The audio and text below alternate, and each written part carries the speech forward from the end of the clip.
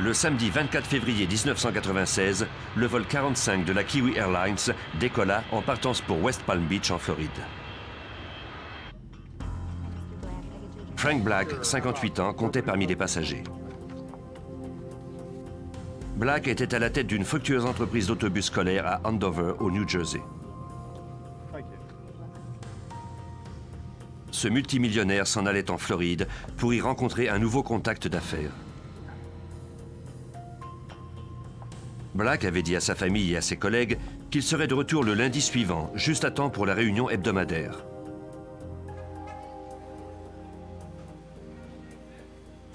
Il leur dit également que la personne qu'il devait rencontrer en Floride s'appelait Mia Giordano. Elle devait aller le chercher à l'aéroport. Ensuite, elle lui avait promis de lui présenter ses partenaires éventuels. Black souhaitait secrètement prendre sa retraite après avoir conclu cette affaire.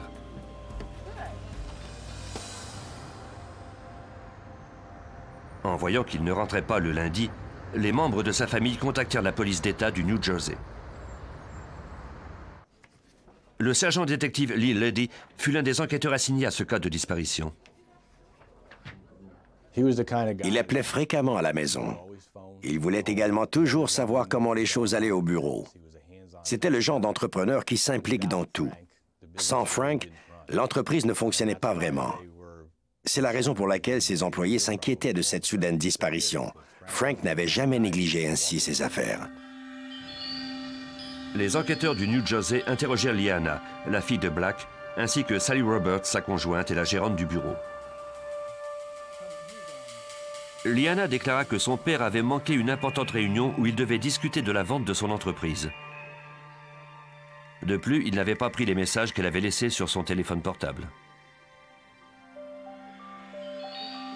Selon Sally Roberts, Mia Giordano, la femme de Floride, avait appelé à maintes reprises, mais elle n'avait jamais laissé son numéro de téléphone. Elle disait représenter une société du nom de Valdez Exportation. Elle s'était décrite à Black afin qu'il puisse la reconnaître à l'aéroport. Elle était blonde et mesurait 1,52 m.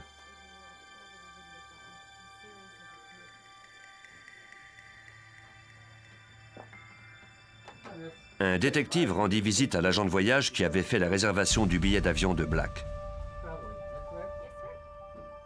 Ce dernier confirma que Black lui avait acheté un aller simple pour la Floride. Il n'avait pas loué de voiture puisque son contact en Floride devait aller le chercher à l'aéroport.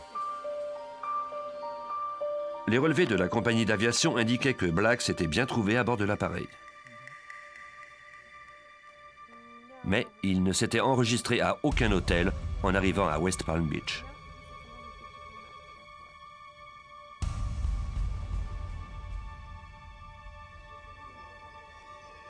En examinant les transactions portées sur ses cartes de crédit, on constata cependant qu'il les avait utilisées en Floride. Pour suivre cette piste, les détectives du New Jersey contactèrent le bureau de Fort Pierce du service de police de la Floride. On confia l'affaire à l'agent Michael Driscoll.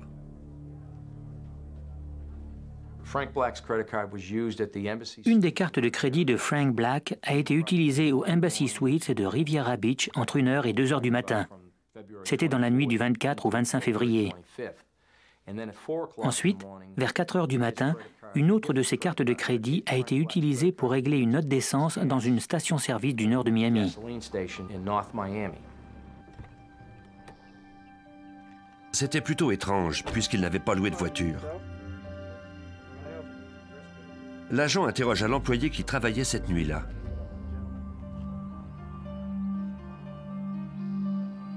Il ne reconnut pas Black sur la photo qu'on lui présenta. Les pompes à essence étaient toutes équipées d'un système de paiement automatisé par carte de crédit. Personne à la station n'avait donc eu de contact avec Black ou avec la personne qui avait utilisé sa carte de crédit. L'employé ne se rappelait pas non plus avoir vu une femme dont la description correspondait à celle de Mia Giordano. Driscoll contacta le secrétaire de la division des corporations de la Floride pour obtenir l'adresse de Valdez Exportation, l'entreprise que dirigeait Mia Giordano. Cette entreprise n'était pas enregistrée dans le système de l'État. Il essaya ensuite de retracer la mystérieuse femme. Nous avons effectué des recherches exhaustives pour identifier quiconque dont le nom serait Mia Giordano. Mais nous n'en avons trouvé aucune en Floride, ni personne dont le nom aurait été ressemblant. Nous avons ensuite fait des recherches au New Jersey, où nous avons obtenu les mêmes résultats négatifs. Le 1er mars, un détective de la police d'État du New Jersey se rendit en Floride, là où la piste de Frank Black s'était soudain arrêtée. Personne n'avait eu de ses nouvelles depuis plusieurs jours.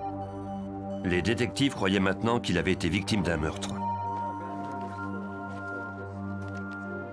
Leur principal suspecte, une femme qui se faisait appeler Mia Giordano, était impossible à retracer. Les enquêteurs concentrèrent leurs efforts sur les appels qu'avait reçus Black au cours des quelques jours précédant son départ pour la Floride. Nous avons obtenu les relevés téléphoniques de Frank Black et constaté qu'on l'avait appelé d'une résidence de Jupiter. Cette résidence était louée par une certaine Lisa Costello. Elle n'était pas blonde comme Mia, mais elle mesurait aussi 1,52 m comme l'avait dit la suspecte. L'heure des appels de Lisa Costello correspondait à celle de la prétendue Mia Giordano quand elle avait convenu de rencontrer Black en Floride. Mia Giordano était un personnage fictif. Elle n'a jamais existé. Elle devait conclure un marché avec Frank Black, mais en réalité, Mia Giordano était Lisa Costello. Les enquêteurs montrèrent la photo de Costello à l'hôtel où la carte de crédit de Black avait été utilisée le 25 février. L'établissement était directement situé sur le bord de mer, à Riviera Beach. L'agent de l'État demanda à parler au commis en service lors de la nuit en question.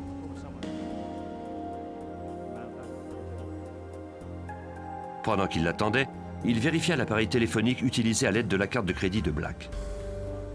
Comme pour la pompe à essence, le client ne signait pas. Il ne faisait qu'insérer sa carte de crédit. N'importe qui pouvait avoir effectué l'appel. Karen Voorhees travaillait à la réception au cours de la nuit. Elle ne reconnut pas Frank Black sur la photo. Elle se rappelait toutefois une cliente venue au cours de cette nuit. Vers 2 h du matin, une femme aux cheveux foncés avait demandé à louer une chambre. Quand elle avait appris que l'hôtel était complet, elle s'était servie du téléphone public pour trouver une chambre ailleurs. C'était à ce moment-là que la carte de crédit de Frank Black avait été utilisée sur le téléphone.